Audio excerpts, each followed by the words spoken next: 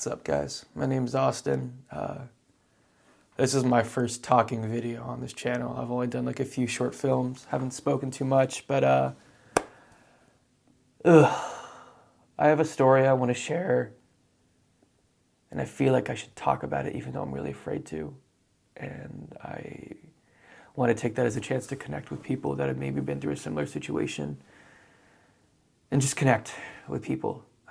Back on October 1st of last year, 2024, on a Tuesday at around 10 a.m., I was hit by a car while crossing the street on foot. The car was going almost 40 miles an hour, and I survived.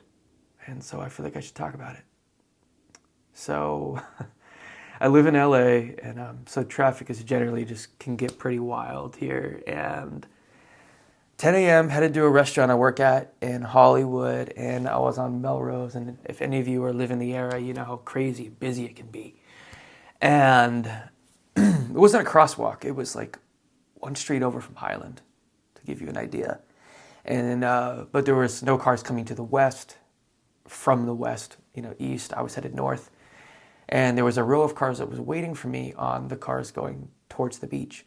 And that row of cars blocked me from seeing the car that was coming around 40 miles an hour on that last lane before the sidewalk on the other side of the street. And I had headphones in my ear, just to give you like a very quick cliff notes of the event. And as I was crossing that last lane, and I didn't get knocked out, but I felt it, and it hit. And if any of you have ever had like any like close calls and near-death experiences, or just really quick accidents that have happened, you get tunnel vision. And the way the report went about, and I don't remember any of the specifics because it just happened so fast, but apparently my elbow went through the driver's rear window, and I got dragged for a bit, and then apparently I flipped over the vehicle. And so I remember like looking down at the car as I was flipping over it. It was like it's crazy. And I landed in the street, and the first thing I remember was like checking myself. I was like, wait, I just got hit by a car. Like such a quick turn of events that it starts normal. You're headed to work, and instantly your brain has to process this crazy amount of stuff that just happened out of nowhere.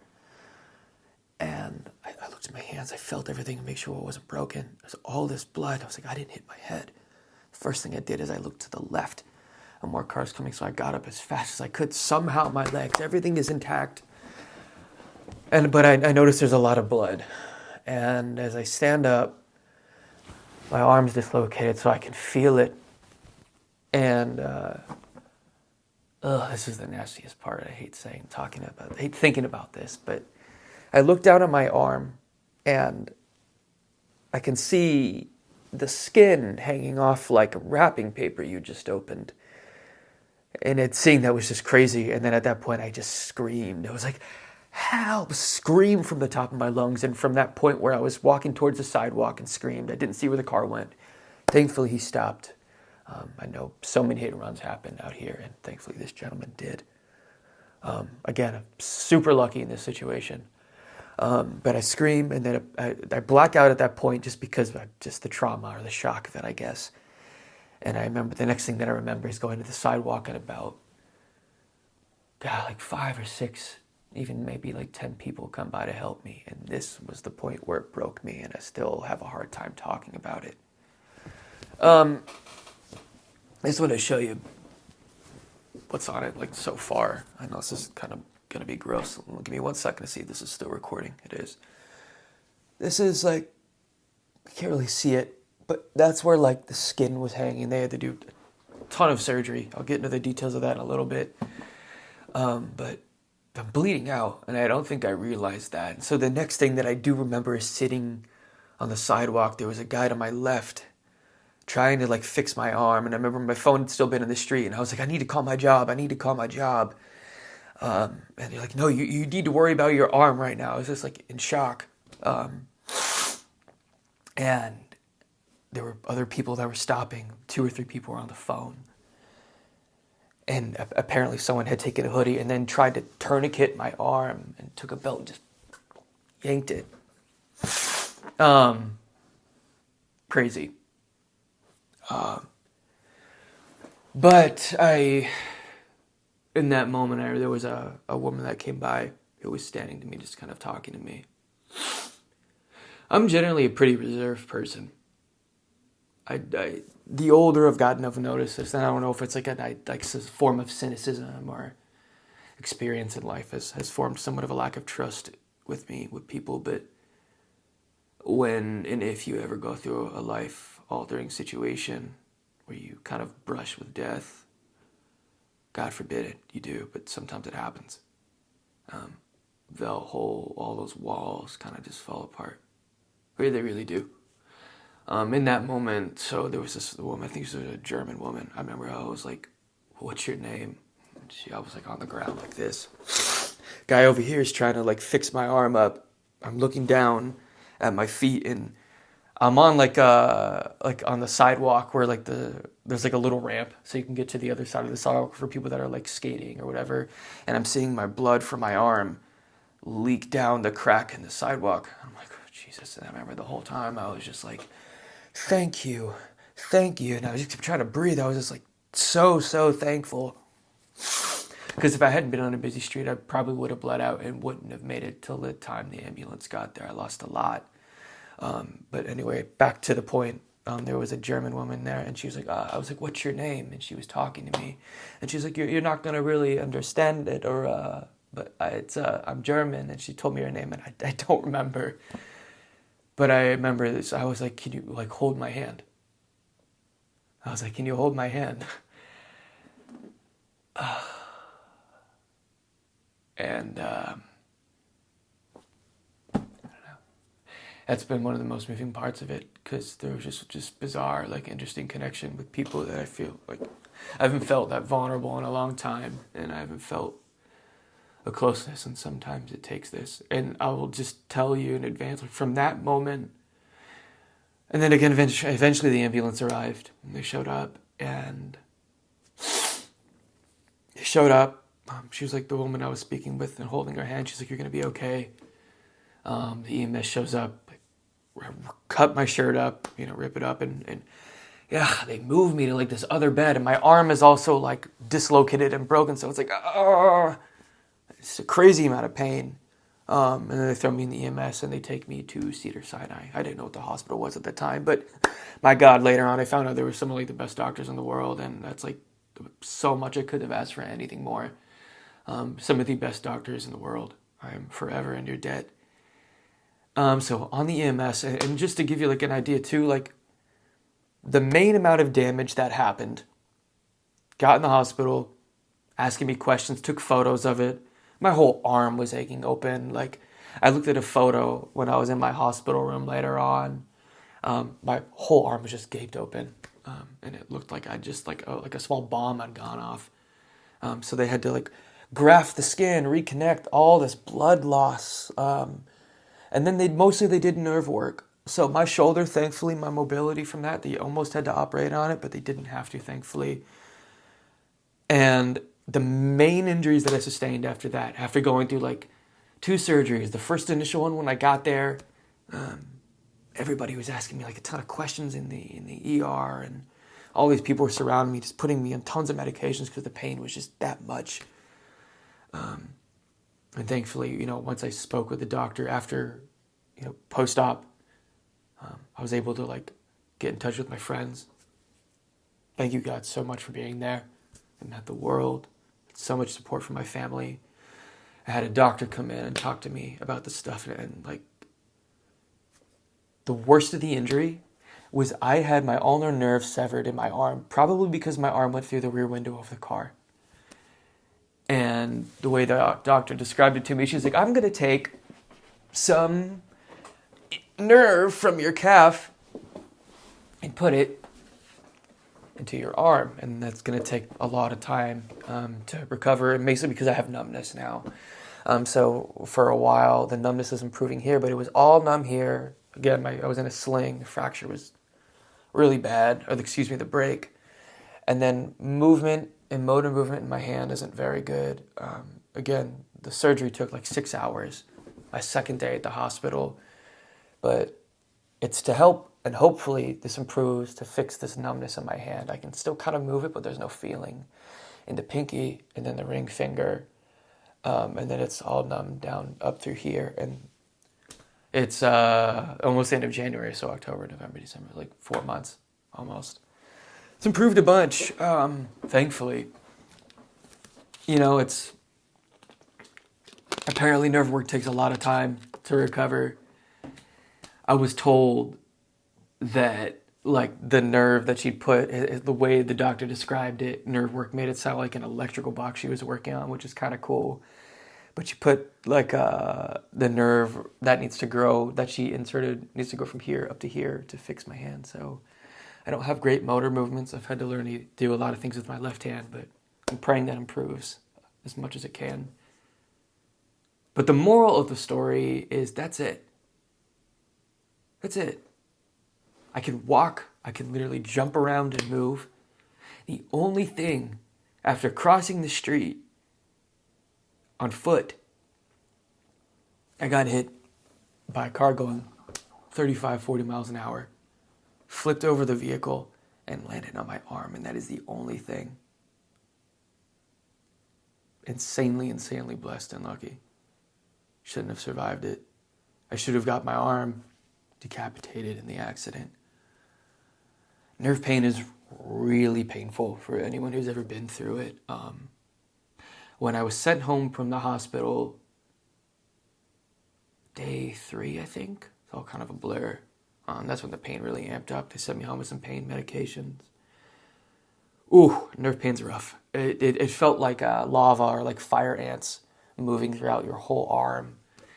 And ice sometimes would help, and it wouldn't help, and I couldn't sleep. And I had insomnia for almost like a week and a half, where I just didn't sleep after the anesthesia because the surgery was like 6 hours for all the nerve work.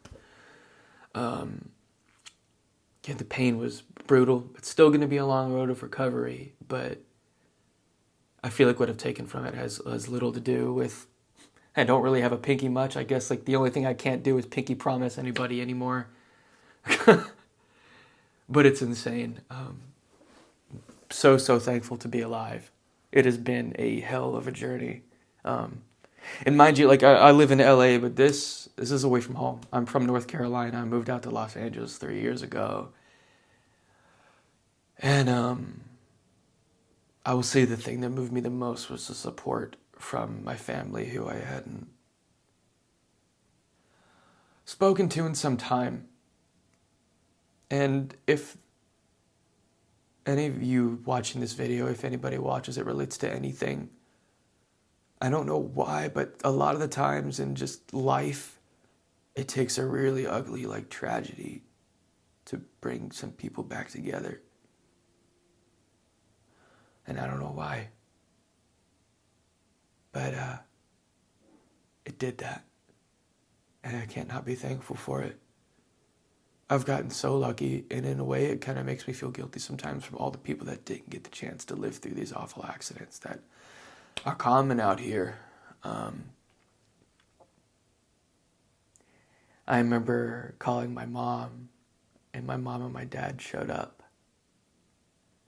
They both came. My mom came for like the first week, my dad for like the second. And so many people in my family reached out, and I felt like before that time, due to just a dicey past with my parents and my family, which, you know what, family is complicated, people are complicated, that's just part of life. But this whole accident, I suppose, made me realize that there's like no finish line to this. It doesn't just end. And there's not like a certain medal you get or things you take with you into the whatever that might be. I know everybody has a different take on that with just afterlife stuff, but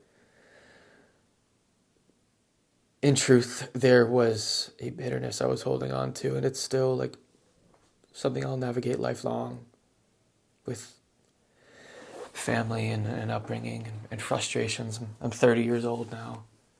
But wow, that somehow break down some walls when that happened. When my dad came out, I talked to him maybe like every other month. We grew up in the same town. Well, like I grew up with them, and then we lived in the same town up until my late 20s. Never saw him much, never knew him very well. And when my dad came out to visit me in Los Angeles about a week and a half after the accident, I got home after my mom had visited.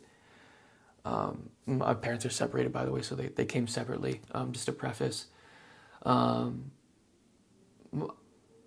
my dad and I probably had more conversations than I've ever had in the past 30 years of knowing him and growing up with him. Just in those like 4 or 5 days he was here. And that's moving. And again, I just want to like, I don't know, man. Like, if anybody's experiences this, I would just love to like connect with you. Accident, any type of accident that you feel like has changed your perspective on life. There's a lot to work through with this. I don't ever want to come off like I'm romanticizing this whole thing. There is trauma, there's nightmares that come along with it that are gnarly. This will be a lifelong thing. These are the kind of experiences in your life that can shape you, and into a different person, hopefully a better person. But it's so important to look after yourself and ask for help, because I was so damn reluctant to do that so much of my life. And it's a big difference when you choose to let people in. It can really help, because being vulnerable is scary. And for some reason, for me, it took a really close to near-death life experience to have that chance. It's really a trip.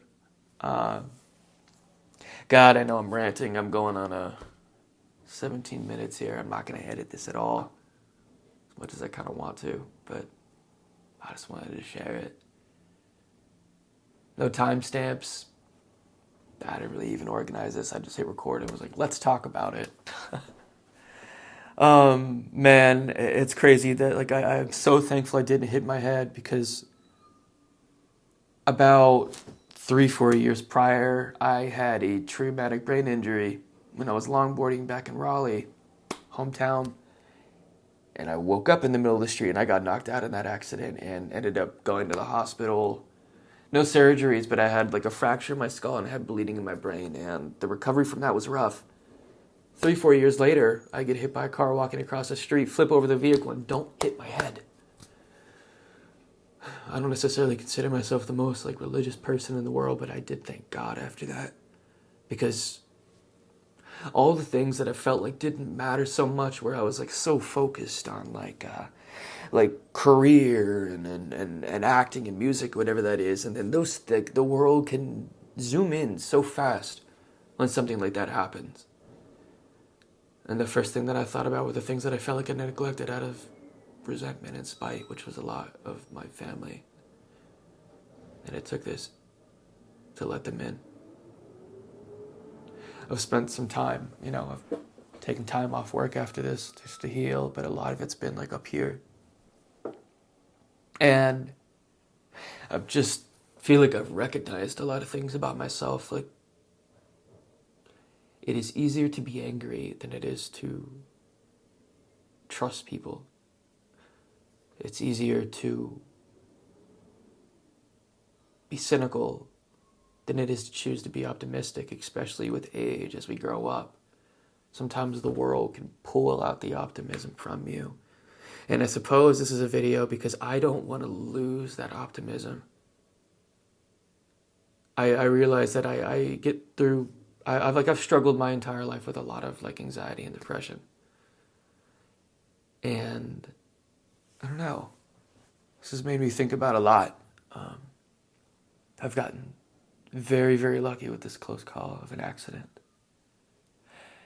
And I think if I had to just, make a moral of the story and to kind of just like wrap it up in a way, I might make another video talking about this. It's, God, we need people, we need community. I feel like especially in like our Americanized society, it's very about independence, and that's great. But we need each other a lot. So I didn't even plan on making this video. I just wanted to share it. I was expecting to be a blubbery mess. And now I'm talking about this and I don't feel much of anything. And I suppose this is part of just working through it. I wasn't planning on even making this video. I'll just tell you a story from yesterday. I was watching Baby Reindeer for the first time. I live right off like Melrose, and there's a billboard of Baby Reindeer just sitting there, and I walk by it almost every day. And I'll just watch it. So Netflix have got extra time, and anyway, the show ended up becoming a lot deeper than I thought it was. And at the end, God, I forget his name off the top of my head. Based on a true story, by the way, you should watch it. It's wild. He has like this monologue about some like past experience he had in his life that was very traumatic. I don't want to spoil anything. Or I should say just preface spoilers. If you haven't watched this, I'll watch it. So I'm going to share that part of it now briefly. So if you want to watch the show, don't listen to this part of the video. But yeah, he has this monologue where he shares an experience in life. And it's like he's been holding it in for so long. And he mentions that when he talks about it, like there was like a weight. It was like opening up. And as I was watching that scene, out of the entire show, I was like, I want to be that brave where I can just share myself and be honest about things. I've always been so afraid to have like a voice in something because I'm afraid it's going to be interpreted strange. But that doesn't give you the chance to live. I feel like sometimes sharing like a traumatic experience in life, or just our own things that are sensitive to us, we're humans, we've all got them. It's like trying to talk through concrete. It's like sometimes it's tough to get out. And loving and being vulnerable is brave. And it's so much harder than being closed off. And so for this whole accident, whatever life-changing experience, I felt like, I got the opportunity to live again. Recovery will be a while, but at the end of the day, I guess I would hope that this could help people to just be more open, be more honest with yourself. I'm vulnerable with the people because there's no finish line to this. This road ends. And the people around us is what makes life worth living. And again, this isn't coming from somebody that's practiced it too much. I've noticed over the years as I've gotten older, I somehow, in many ways, became the cynical person I swore that I would never become as a child. And I saw in adults, I wonder why they were so boring or this or whatever. And then this accident happened and it flipped my life upside down. And in many ways, the best way possible. And that I'm forever thankful for. So yeah, I've got some stuff planned this year. I'm about to go on a snowboard trip with my dad in March. I'm so excited. We grew up going to Utah, Snowbird, Utah. And I'm going with him in March. And I've got a Europe trip, my first Europe trip planned in May. I'm going to France and then Italy. And again, another thing I want to add is just my relationship with my parents has changed so much. My parents and I have been through a lot. Family instances, families are complicated. But my God, I'm so thankful for them. And I'll just say that if you've got your parents still around, especially into your 30s and 40s, I can't speak for everybody. I know it's complicated, but man, if you still got them around, try to make amends if possible. Because time is a luxury that many of us get taken away and we don't get the chance to get it back. I had some beautiful conversations with my parents when they came to visit me right after the accident. Both of them were there. I never expected it. I didn't even ask. So, being vulnerable is not easy. But it's the most human. And being a human is scary sometimes, beyond all the crazy shit that happens in this world. Being honest to ourselves and choosing to be honest with other people is the best thing that we can give each other. Because that creates friendships, it creates closeness. And I feel like that should be the source of everything. I don't even know what to title this video. And for anyone that's decided to listen through this whole thing, thank you so much. I really do appreciate it. That's all I got. Thought I was going to be a blubbery mess during this, and I wasn't, but thank you for listening. Yeah. Maybe I'll make another video at some point, I don't know. But recovery's going to be a long road.